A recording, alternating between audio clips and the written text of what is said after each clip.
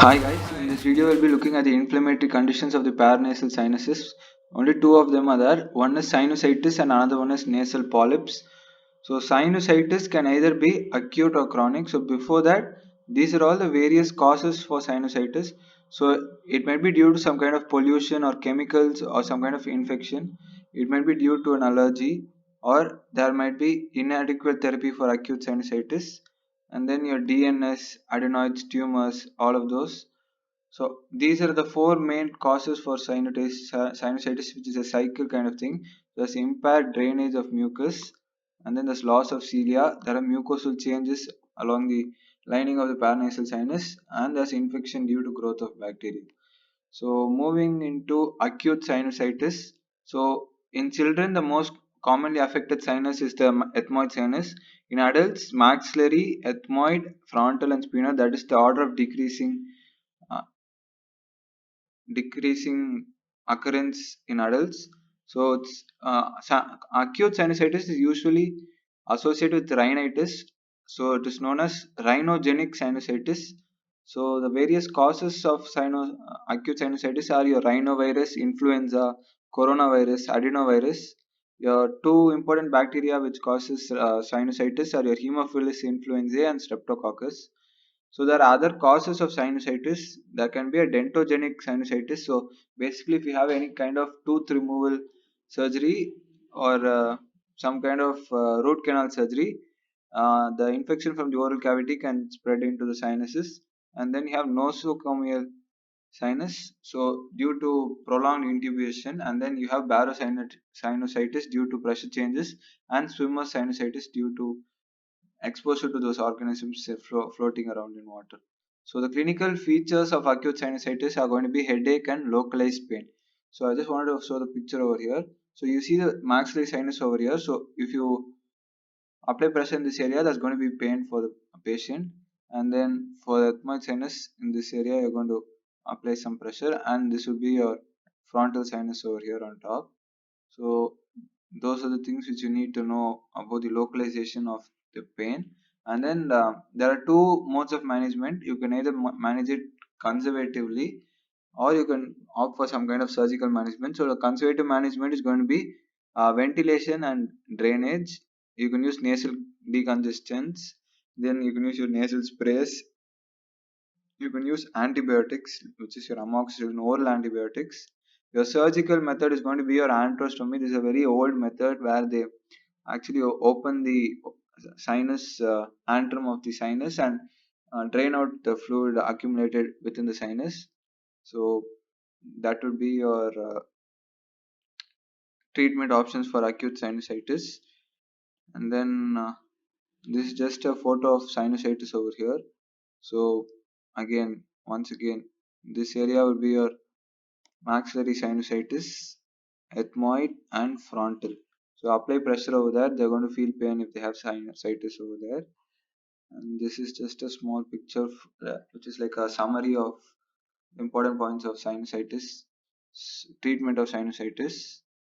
So with that, and this is the different causes of sinusitis. I've already said it before. Just a photo to you can pause the video and check it out. So again, one more photo. So this is a rigid rhinoscopy, actually uh, examining the sinuses. So before going to complications of sinusitis, these are all the. I'm not sure if you can see the symptoms clearly, but these are the causes for symptoms, and this is the another conservative management you can use.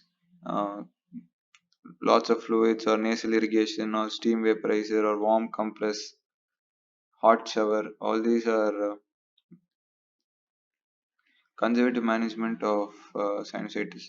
So the complications of sinusitis. So the bony complications are your osteomyelitis and Pott's puffy tumor. It's due to the spread of this infection to the bone. Intracranial complications. Let me just go to this diagram over here. As you can see, the ethmoid sinus over here is very close to the orbit, so it is going to cause some kind of orbital complications. And this frontal sinus is actually very close to the sagittal sinus, so it's going to spread infection to the dural venous sinuses and thereby to the brain.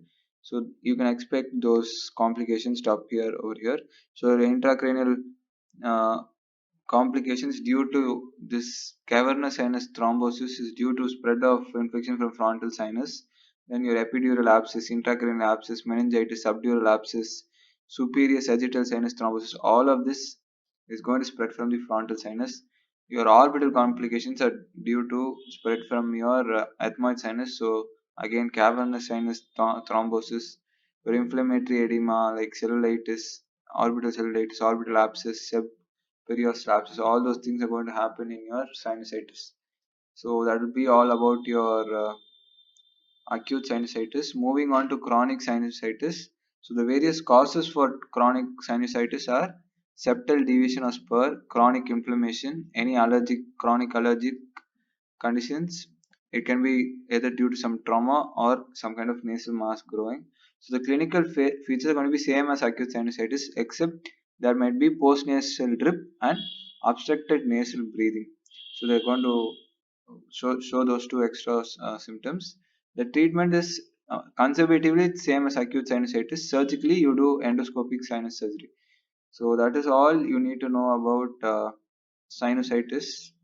I've covered it in a very detailed manner. So you need to know the etiology, the clinical features, and then the complications and the management. So that will be all. Then moving on to nasal polyps. So nasal polyps are basically polypoid hyperplasia of the sinus mucosa projecting into the nasal cavity. So the causes for this may be due to chronic irritation due to pollutants or irritants or chemicals or something like that, or allergic rhinitis or aspirin intolerance. So you need to know about Samter's triad, which has three classical findings, which are polyposis, sinus inflammation, and asthma. So those three conditions together is known as Samter's triad. Right? In children, it might be due to cystic fibrosis also. So the clinical features are going to be similar to sinusitis. So obstructed breathing, hyposmia, anosmia, snoring.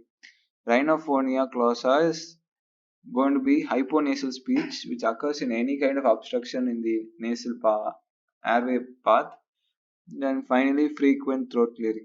So the treatment options you have a conservative management where you can use corticosteroid sprays where there'll be shrinking of the nasal polyp size, and then you can use systemic antihistamines. Surgically, you can do polypectomy to remove the polyps. So another important point with respect to polyps are the difference between ethmoidal and antroconal polyps. So ethmoidal polyps are common in adults. They're maybe due to allergy and they're usually multiple in number. They're usually bilateral, and they, from the name, you know that they are arising from the ethmoidal sinuses. So it is present anteriorly part and may present at the nares. So it's in the anterior part of the nose. It's small and grape-like masses. The recurrence of this is common. Treatment is same polypectomy and endoscopic sinus surgery for both. So antroconal polyp is common in children. It's due to some kind of infection. It is unilateral or solitary. It originates from the maxillary sinus.